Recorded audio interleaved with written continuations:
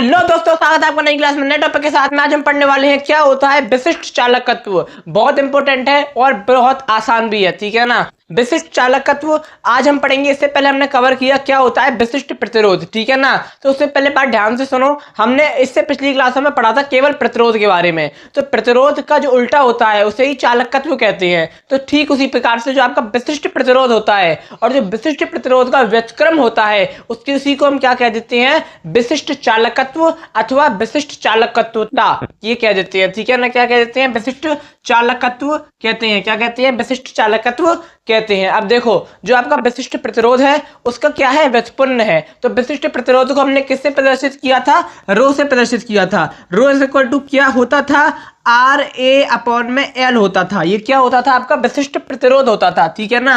और आपके विशिष्ट चालकत्व में क्या हो जाएगा, तो कुछ नहीं हो जाएगा। तो उससे पहले समझो जो आपका विशिष्ट चालकत्व है उसको प्रदर्शित करते हैं कप्पा से। इसे के को हम कप्पा पढ़ते हैं और इसे प्रदर्शित करते हैं। तो कप्पा इज इक्वल टू क्या हो जाएगा, 1 अपॉन रो हो जाएगा, क्योंकि ये इसका क्या है, व्युत्क्रम है यानी कि उल्टा है, ठीक है ना। तो अगर हम इसको लिखना चाहें तो किस प्रकार से लिखेंगे, हम जानते हैं रो इज इक्वल टू क्या होता है, रो इज इक्वल टू क्या होता है, रो इज इक्वल टू होता है आर ए अपॉन में एल होता है।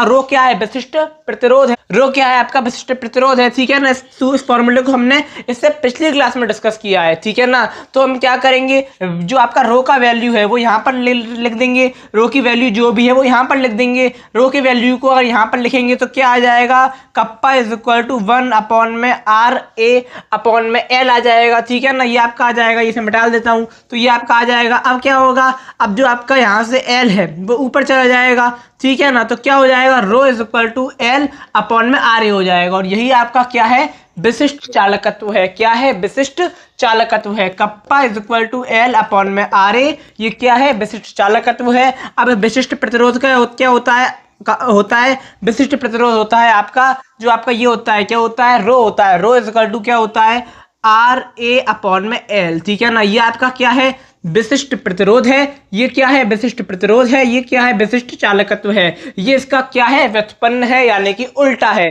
तो आशा करता हूं कि आपको समझ में आ गया होगा क्या होता है विशिष्ट चालकत्व, ठीक है ना। अगली चीज होती है इसका मात्रक क्या होता है। तो देखो ये आपका विशिष्ट चालकत्व का फॉर्मूला है। लंबाई का मात्रक क्या होता है, मीटर होता है, तो मीटर लिख दिया, ठीक है। उसके बाद आपका यहाँ पर आर यानी कि प्रतिरोध यानी कि ओम, तो ओम और मीटर स्क्वायर, ठीक है ना। एरिया के आ जाएगा मीटर स्क्वायर। यहाँ पर आप सेंटीमीटर स्क्वायर भी ले सकते हो, उसमें कोई टेंशन की बात नहीं है, लेकिन फिर आपको ऊपर भी सेंटीमीटर मानना पड़ेगा। इस चीज को ध्यान में समझो। यहाँ पर मीटर है तो यहाँ पर भी मीटर स्क्वायर होगा, लेकिन यहाँ पर सेंटीमीटर है तो यहाँ पर भी क्या होगा, सेंटीमीटर स्क्वायर होगा। ऐसा आप नहीं कर सकते कि यहाँ सेंटीमीटर है यहाँ मीटर स्क्वायर है, या फिर यहाँ सेंटीमीटर है वहां पे यहाँ सेंटीमीटर स्क्वायर है वहां मीटर है। ऐसा आप नहीं कर सकते, दोनों जगह आपको सेम चीजें लेनी होंगी, ठीक है ना। इस प्रकार से हो गया। अब क्या होगा, 1 मीटर से 1 मीटर कैंसिल हो जाएगा। तो जब ये आपका जो ओम है ये ऊपर जाएगा, जब ओम ऊपर जाएगा तो इनवर्स हो जाएगा, ओम इनवर्स 1। यहाँ से 1 मीटर जो बच जाएगा वो ऊपर जाएगा, तो क्या हो जाएगा, मीटर इनवर्स 1 हो जाएगा। और जो आपका ओम होता है यानी कि ओम इनवर्स 1 होता है उसको मोह भी पढ़ देते हैं। क्या पढ़ देते हैं, मोह।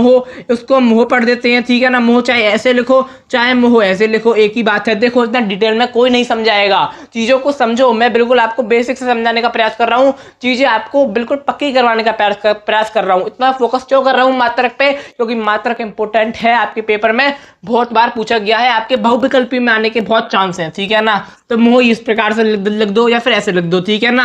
अब यहाँ पर हम क्या कह सकते हैं, मोह मीटर इनवर्स 1 कर सकते हैं। और जो आपका मोह होता है उसको हम साइमन भी कहते हैं। क्या कहते हैं, साइमन भी कहते हैं। और साइमन को कभी कभार एस इस प्रकार से प्रदर्शित करके मीटर इनवर्स 1 कर देते हैं। यह भी आपका क्या है, विशिष्ट चालकत्व का मात्रक है। क्या है, विशिष्ट चालकत्व का मात्रक है, ठीक है ना। अब ऐसे लिखो चाहे ऐसे लिखो चाहे ऐसे लिखो, यही यहाँ पर ये लिखा हुआ है, ठीक है ना। ऐसे लिखो, ये सारे आपके क्या है, मात्रक हैं। आपको बिल्कुल भी कंफ्यूज नहीं होना है, किसके मात्रक है, विशिष्ट चालकत्व के मात्रक हैं।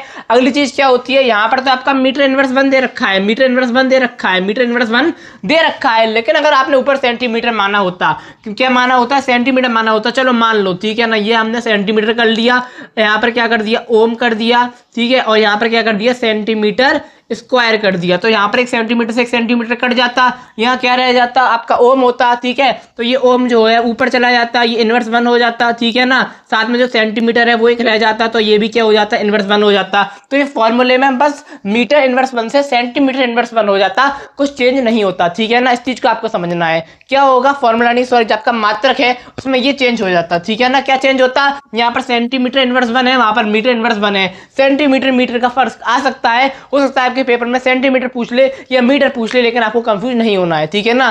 तो आशा करता हूं कि आपको समझ में आ गया होगा क्या होता है विशिष्ट चालकत्व। अब मैं आपको मिलूंगा एक और नई क्लास में नए टॉपिक के साथ में। आप इसका स्क्रीनशॉट ले सकते हो, इसका मात्रक, इसका फॉर्मूला और इसकी डेफिनेशन आपको क्या करनी है, याद रखनी है। तो अब मैं आपको मिलूंगा एक और नई क्लास में नए टॉपिक के साथ में। तब तक के लिए जय हिंद, जय भारत।